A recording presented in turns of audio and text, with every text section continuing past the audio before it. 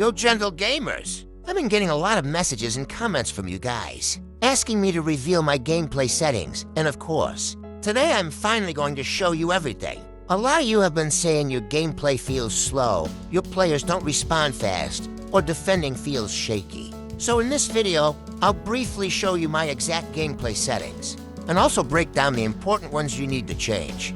These settings will make your gameplay smoother, your reactions faster, and your overall performance better instantly. So stay tuned, follow step by step, and let's get into it. Now guys, we've got exactly 20 settings in this section. So let's start with the first one, the virtual stick size. This one is simple, keep it on, and make sure the size is large. In H2H, a bigger stick gives you better movement compared to a tiny stick. Trust me, that small stick will sell you out every time. Now the next setting is all about personal preference. Please don't change this one if it doesn't make you comfortable. If using a floating stick gives you the control you want, then go for it. If it doesn't, don't force it. Me personally, I don't use the floating stick because I'm more comfortable when my stick stays in one fixed position. I repeat, use what makes you comfortable, or you'll regret it later. Next is the button size. Keep this one on. The larger the button size, the easier it is for you to perform your skills, passes, and shots without making mistakes. That's why people who play on iPads or tablets usually enjoy the game more. The bigger screen gives them an advantage. So for us using mobile phones, increasing the button size reduces mistakes and makes your gameplay smoother. Next is large button spacing. Keep this one off. You want your buttons close to each other so you can move from one button to another quickly and comfortably. Large spacing just makes things harder. It slows you down and creates unnecessary mistakes. Sometimes it will feel like it takes 3 business days just to move from pass to shoot. Keep your buttons closed for the best and fastest gameplay experience. Next is game controls. Honestly, I don't think I've ever seen anyone use the alternative layout. Everyone, and I mean everyone, uses the virtual stick on the left and the buttons on the right. It's the most natural, most comfortable, and the fastest layout for FC Mobile. Stick to it. Next is gestures only, bro. Why would you use gestures only when you can use gestures plus your normal buttons? Make it make sense. Gestures are just an extra tool, not a replacement. Keep this off and enjoy the full control setup. Next is change attack direction at halftime. This one is fully personal. Do whatever makes you comfortable. As for me, I switch it every single time based on my mood. Sometimes I want that realistic football feeling where you change sides at halftime. And sometimes I just want to stay attacking one direction because that side gives me more goals. So choose what feels right for you. Next is display visual feedback. In simple words, the setting lets the game show you exactly what you did on your screen. For example, if you swipe to shoot and it actually registers, you'll see that shooting line appear. Same thing with trigger runs, skill gestures, all those visual cues. If this is off, you will swipe but you won't see anything. And you won't even know whether the game picked it up or not. So keep it on so the game can visually confirm everything you do. Next is the radar. Think of the radar like having the whole pitch in your palm.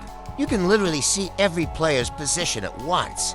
But when it's off, you're basically inside the world, but only able to see what's right beside you. Now, I know most players don't use it, but personally, I always keep it on. It helps me check if someone is free on the opposite side so I can switch play instantly. If you've watched my previous H2H breakdown videos, you've definitely seen me explain using it in some situation. It makes a huge difference. Next is the power shot zoom. This one simply zooms the camera in. Whenever you or your opponent winds up for a power shot, for me personally, it's a complete distraction, so I always keep it off. I want to see the full pitch and stay in control, not get jump scared by unnecessary zoom-ins. Next up, tips for control. If you click this, it takes you to EA webpage, where they explain how the controls work and give basic tutorials. Take your time and read it. It can help. Now let's talk about advanced passing. This one is a must turn on in H2H. Why? Because it gives you full control over passes. You can choose exactly how hard, how fast, or how far the ball goes. Without it, the game decides some passes for you and sometimes it messes up your build-up. So always keep advanced passing on for smoother gameplay. Next up is tap, double tap gesture passes. If you turn this on, you have full control over your passes. Like tapping once for a ground pass or double tapping for a lob pass. It's precise, but you need to think fast and react quickly especially in H2H matches. If you leave it off, the AI decides the pass type for you, which is easier but slightly less flexible. For me, I keep it off because I don't rely heavily on gestures. And I prefer letting the game handle pass type in fast situations. Next is fast power-up rate. Now I know some of you will ask, in my previous gameplay settings, I recommended keeping this on for faster response in passes and shots, and yes, that works fine. But recently, I switched it off, and honestly, I find my passing smoother this way. Shooting might feel a little slower, but I've adapted and it hasn't affected my gameplay much.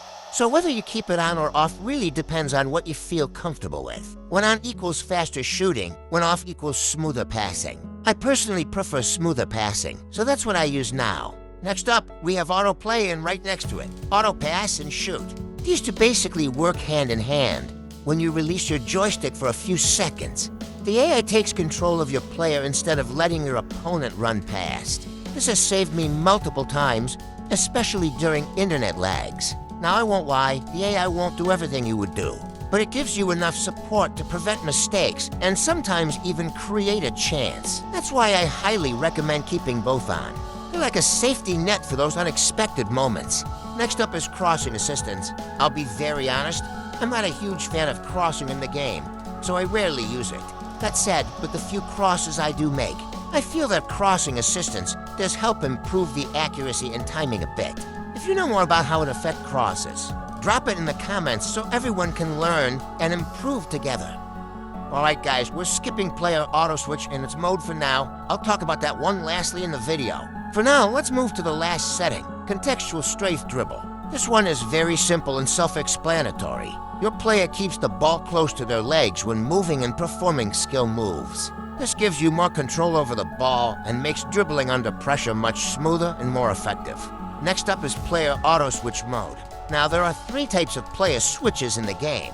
Number 1, full auto switch mode. Everything is controlled by AI. The second one is semi-auto switch mode. Only some situations are handled by AI. And the third, no auto switch mode. Complete manual defending. This setting still confuses a lot of players, even after I've explained it multiple times. I won't go too deep here because this video is already long.